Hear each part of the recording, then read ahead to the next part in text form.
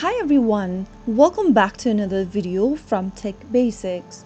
In this video, we are going to be learning how to log into FedEx Alpha. To log into your FedEx Alpha or Airline Pilots Association, follow the steps till the end of the video.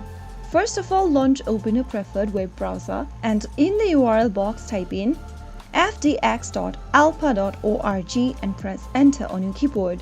Once you end up in the FedEx Master Executive Council website, go ahead and click on Login at the top right corner. Enter your member number or your Alpha email in the text box appearing on the right-hand corner of the screen. On the next field, type in your correct password associated with your account.